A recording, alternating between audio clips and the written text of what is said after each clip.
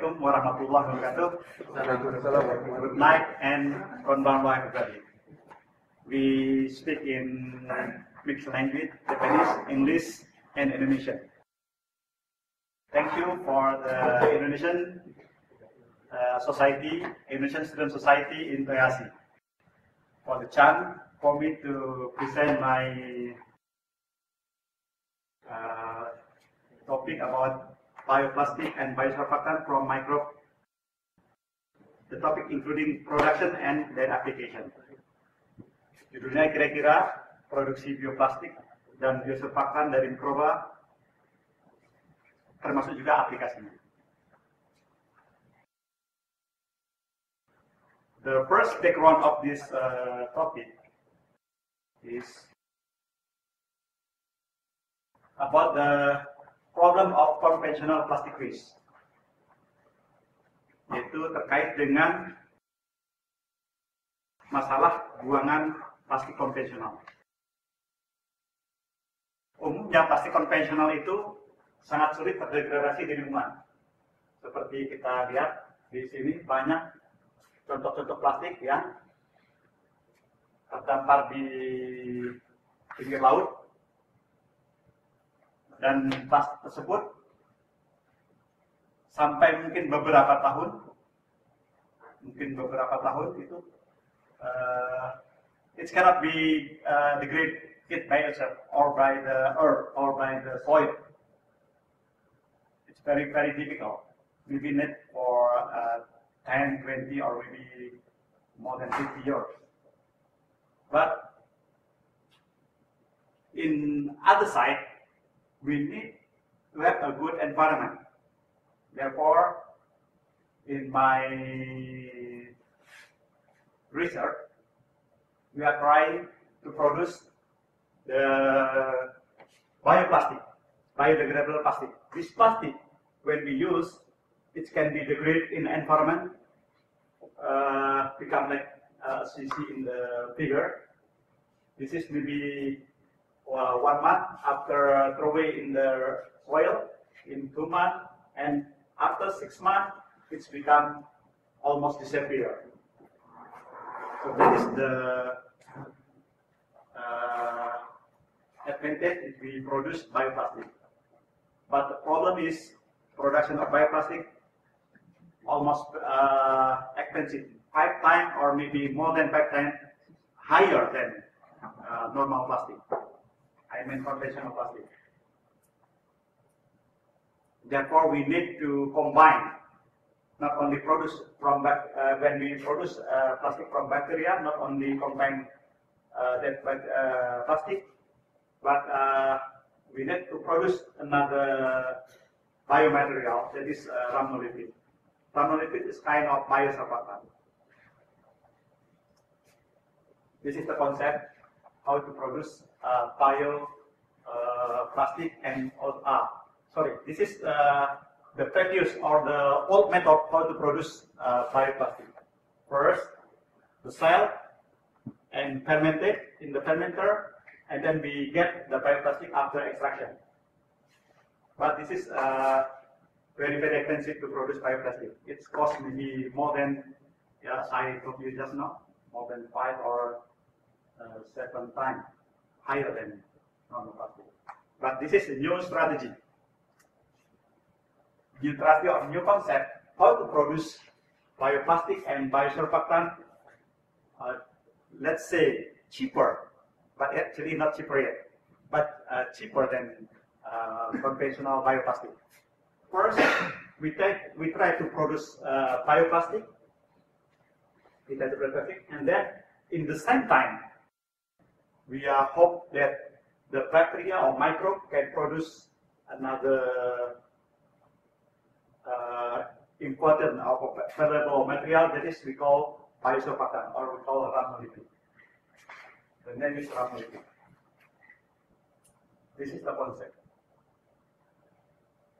I think it's better to explain of you, not so deep, because I'm sure we are very totally different.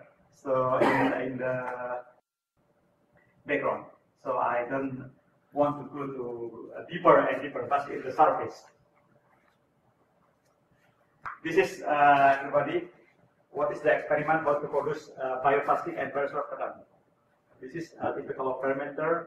This is all the equipment that we need for in the lab scale production.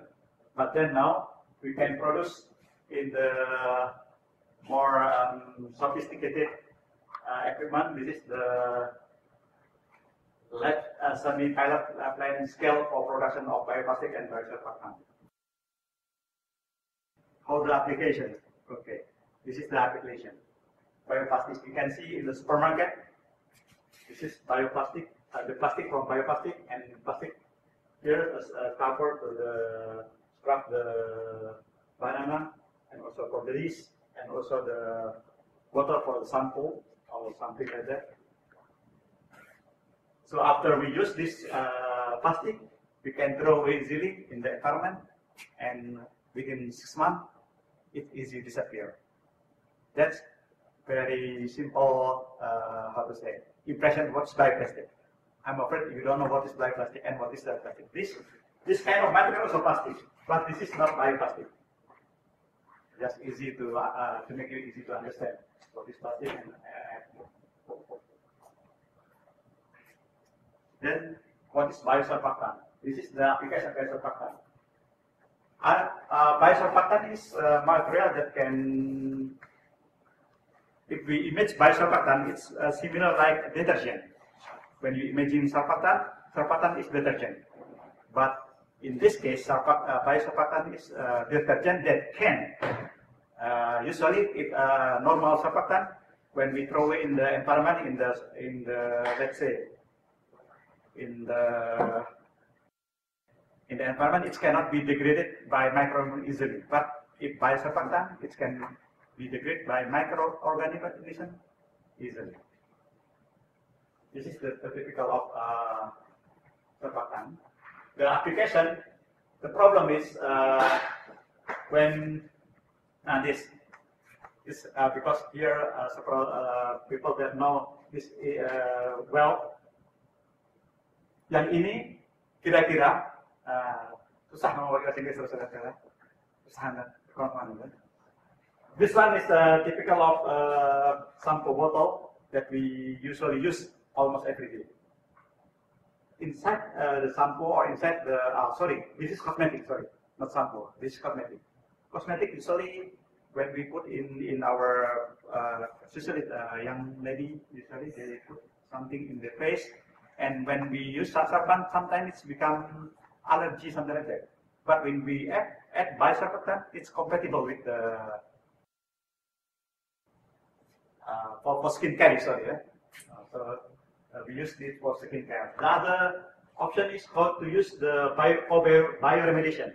Usually, when we export the oil from the evaporation, they spill out in the soil, so the soil becomes contaminated with the oil, and then we pour biosurfactant, and that oil can easily attach by microorganism and eat by microorganism becomes disappear. That is the typical of material. What is plastic? Plastic we can divide into two types. First, thermoplastic and then thermosetting. Thermoplastic like this one. This one after it becomes plastic, it's gonna, when we get heat, it's gonna go again to the previous shape. But if the thermostatic, when we give the heat, it's become plastic again. That is thermoplastic. Thermoplastic and thermosetting. Typical of thermoplastic, this one polyester. You can see the photo here. Sorry. This one it's written here. Poly-PET.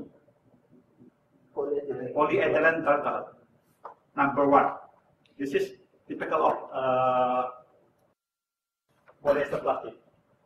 The other one is if you see epoxy, we add something here for attach the material to others. This is typical plastic. The other one is the other kind of plastic, bioplastic. Bioplastic can be divided into two also, thermoplastic and thermosetting.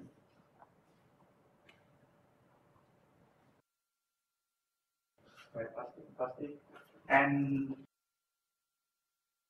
okay, another 2 minutes. Actually, bioplastic. If we try to understand further about the bioplastic actually can be divided into biodegradable plastic, fully degradable, and partially degradable. Mean that not all the plastic can be degraded easily for the partially degradable. Okay, thank you very much for your kind attention, and hope it can be give you the first, the first model for us to make a further discussion. Thank you very much.